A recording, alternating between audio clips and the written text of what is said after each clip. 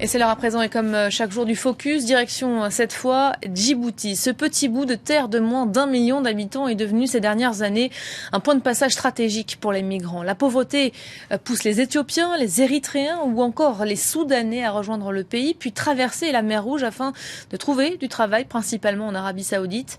Mais le conflit qui fait rage depuis plus d'1 an au Yémen est devenu un nouvel obstacle vers ce prétendu Eldorado saoudien.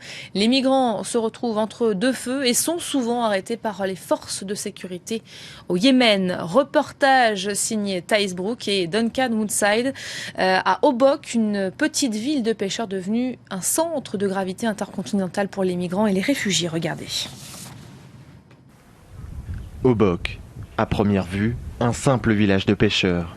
Mais c'est aussi ici qu'ont trouvé refuge quelques 2000 Yéménites. Parmi eux, Ali.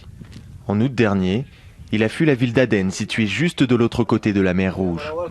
Les bombardements saoudiens sur la ville étaient alors quotidiens. Nous avons fui le Yémen pour échapper à la guerre. Nous avons échappé à la mort. La guerre n'a épargné personne. Femmes, enfants, toutes les familles ont dû fuir.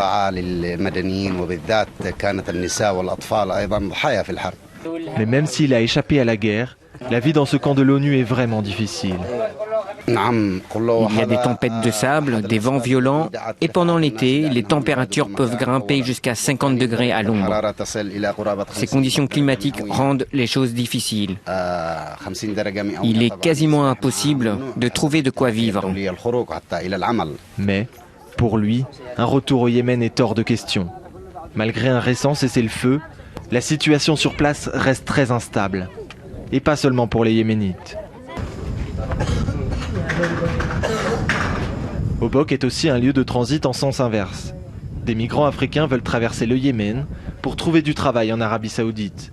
Mais bien souvent, ils se retrouvent coincés dans ce pays en guerre. L'Organisation internationale des migrations, l'OIM, a mis en place un camp de transit pour les migrants qui font demi-tour. Saïd est dans ce cas.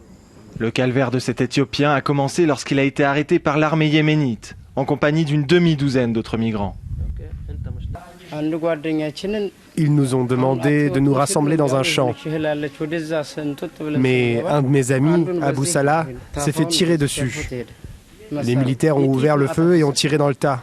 L'os de mon ami a éclaté.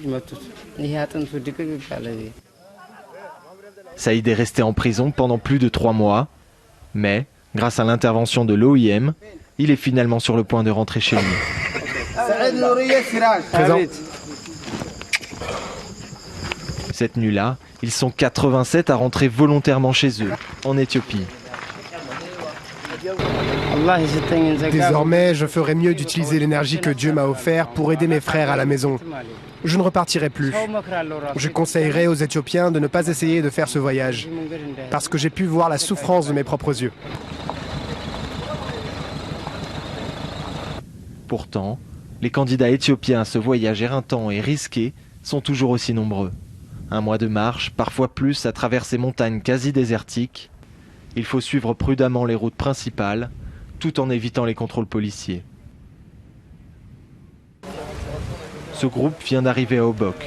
Objectif, rejoindre le Yémen pour trouver du travail en Arabie Saoudite. Fetoum est persuadé qu'ils vont réussir.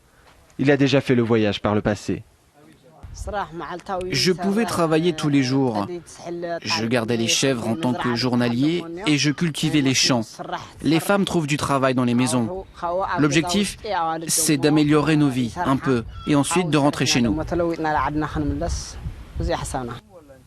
Malgré les risques, Fetoum et ses amis n'ont pas l'air inquiets. Ils attendent, en espérant qu'un passeur les fasse traverser, de nuit, jusqu'aux côtes du Yémen. Et pour revenir sur ce dossier, nous sommes en direct avec notre invité du jour, Abdourahmane Ouaberi. Bonjour, merci d'avoir accepté l'invitation. Vous êtes écrivain franco-djiboutien, professeur d'études françaises et francophones à l'université George Washington. Vous êtes par ailleurs éditorialiste pour Le Monde Afrique. Merci d'être avec nous aujourd'hui. Selon vous, assiste-t-on aujourd'hui à un nouveau phénomène à Djibouti ? Tout d'abord, merci de m'avoir sur le studio de France 24. C'est toujours un plaisir. Phénomène nouveau ou vieux, irangaine, je ne saurais le dire vraiment. Je pense que c'est pas finalement nouveau. Cette même semaine, je crois, il y avait 500 morts dans un bateau des Somaliens qui partaient de Libye ou d'Égypte et qui sont allés jusqu'en Grèce. Ils sont morts pour la plupart et il y avait à l'intérieur de ce groupe 55 Djiboutiens, si ma mémoire est bonne.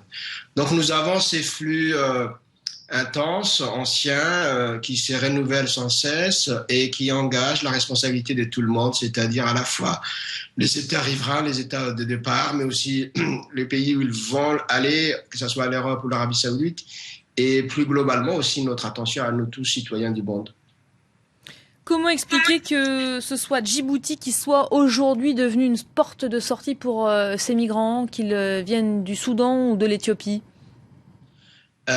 Probablement la distance, enfin la géographie plus exactement, puisque Djibouti se trouve à peine 20 km du Yémen, de l'autre côté, y est pour quelque chose. On peut aussi soupçonner que dans ce nord djiboutien vers la région de Wau, qui est depuis longtemps une région occupée quasiment en guerre civile, les autorités djiboutiennes ne font pas assez leur travail à la fois de protection de leurs citoyens et aussi de régularisation des étrangers des passages. Le président Ismaël Omar Guelleh a été récemment réélu pour un quatrième mandat. Quelles sont justement les mesures prises par le gouvernement djiboutien pour faire face à ces flux? Écoutez, à ma connaissance, la République de Djibouti les officiels de la République de Djibouti passent leur temps à saluer ou à congratuler les ex-présidents devenus encore présidents. Je n'ai pas entendu grand-chose de nouveau. Ils sont dans une phase de recherche de nouvel élan. Pour ma part, ce qui me chagrine beaucoup, c'est à la disparition de mes citoyens djiboutiens morts en mer Méditerranée. Le gouvernement djiboutien n'a même pas évoqué, alors que son homologue somalilandais, à Hargeisa, a fait montre d'un geste de compassion et d'émotion, alors que le gouvernement djiboutien, pour l'instant, n'a rien fait et était tout occupé à mettre sur un piédestal son dictateur. Le pays est en train de subir finalement le passage de deux flux contraires et assez paradoxaux. Finalement, il y a ceux qui transitent par Djibouti pour fuir notamment vers l'Arabie Saoudite, et puis il y a ceux qui fuient le conflit au Yémen et qui viennent s'installer à Djibouti. Comment sont-ils accueillis? Dans quelles conditions vivent-ils aujourd'hui? Là encore, pour ce que j'en sais, ils étaient dans un premier temps accueillis, j'imagine, dans des conditions à peu près acceptables, parce qu'il y avait tout le regard du monde, il y avait les caméras du monde et il y avait cette émotion. Il me souvient aussi que certains barons du régime étaient très très contents parce qu'ils allaient tirer des substances financières, n'est-ce pas, de cette affaire malheureuse pour les Yéménites. Je pense que depuis que les caméras ont tourné leur attention ailleurs, ces gens ont été laissés dans des camps un peu d'abord loin, du côté de Bok, et sans assistance, si je comprends bien ce que disaient les gens que vous avez interviewés. Donc ils sont un peu oubliés, à la fois des Yéménites, des Saoudiens et des Djiboutiens. Merci beaucoup Abdourahmane Ouaberi, merci d'avoir été notre invité pour ce focus du jour.